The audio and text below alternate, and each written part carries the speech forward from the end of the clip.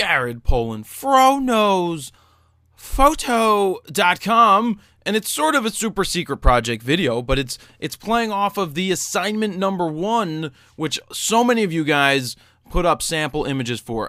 For those of you who don't know what assignment 1 was, it was playing with your f-stops, basically shooting something with a long lens, a short lens, a medium lens, any different focal length, but taking your focus and getting closer to a subject or shooting from further away and running through your apertures, whether it's 1.8 all the way to 22 to f36 to whatever, just to see the different effects that you get from changing your aperture, changing your distance, changing your focal length. All of these things play a part in how your background is blown out.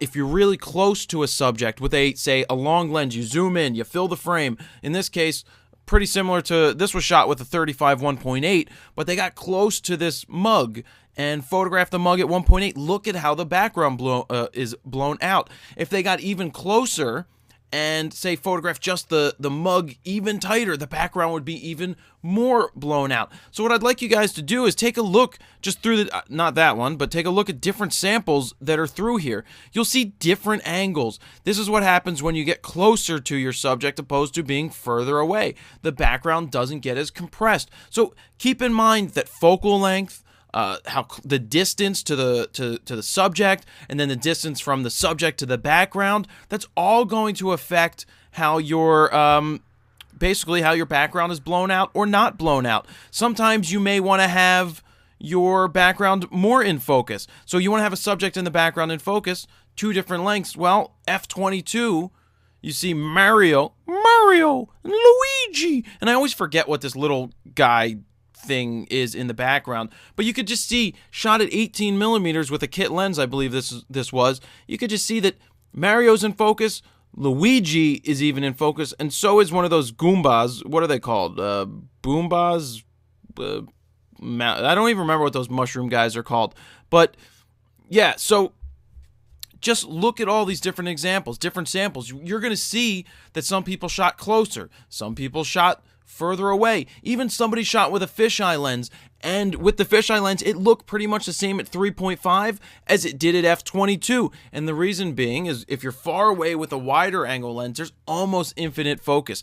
The way that you blow things out of focus with a wide angle lens is you get really close to your subject, because that's going to help compress the background. That's what this is all about. Just playing around, seeing all the different examples here, and seeing how your f-stops change. So I'm not going to get into the second assignment just yet. I'd like you guys just to, learn from this. That's the whole point of this experiment, is to see what other people are doing and to try it out yourself so that you can get a feel for what's going to happen if you change your aperture, if you change your distance, and the distance from your subject to the background. They all go hand in hand. So really, it's more of a visual thing than a technical thing. You're going to understand the technical aspects when you start messing with it and you start looking at your apertures and how things change.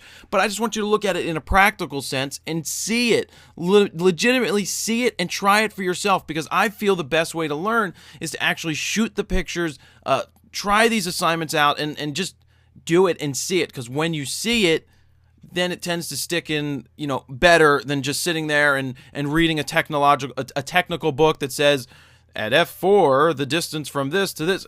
That doesn't work for me, and that's why I don't teach that way. I just have a way of understanding the settings by basically I taught myself how to do it. So really, just try these different assignments out, see what everybody else did here, and just try to learn from that. There's some really awesome shots in here that I think will help you out and give you a good feel for this assignment. So assignment 2, I'm going to probably announce that in a week, but there was a new section that we started last weekend, which is the weekend photo section. It's a place where for the 2 days, the Saturday and Sunday, maybe Friday night, depending on where it's at, you could post images that you took on those dates in that weekend section. It's a really fun section to see what people are shooting over the weekend, and I thought it would be cool to throw out a suggestion of what you guys could shoot.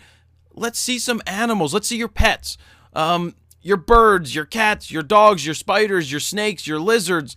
What other pets could there be? Guinea pigs and and other stuff. I don't even know what other pets are, but it would be cool. So for June 4th and June 5th, the weekend of, find that section. There's a link below.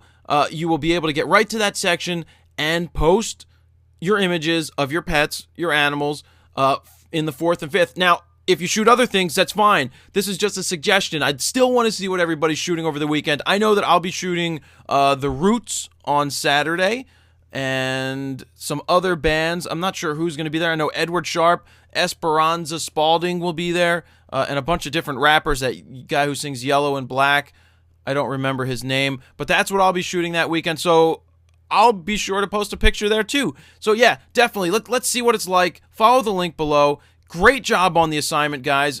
Really great participation. A lot of stuff can be learned there, and I think it's really going to accelerate people's learning when they get to actually see it and then try it and then post their images to see how they are compared to what other people are doing, and just really get a feel for it by doing it. That, to me, is the best way to learn. So for the 4th and 5th, get those pictures up in there for the weekend. I love these weekend things. Oh, yeah, and then Monday after, so not like the 6th, but the week after the 6th, I'm going to pick maybe the top 5 images that grabbed me from the weekend, and maybe have a contest that say, do you like 1, 2, 3, 4, or 5? And maybe we'll have a contest out of it and pick a winner, and the winner will win something cool. So, yeah, definitely look for that on Mondays. And that's about it. Great job, guys. Really love what you're doing. Thanks for all of your help and all your participation in this. And that's about it. Good luck, Jared Poland, FroKnowsPhoto.com. See ya.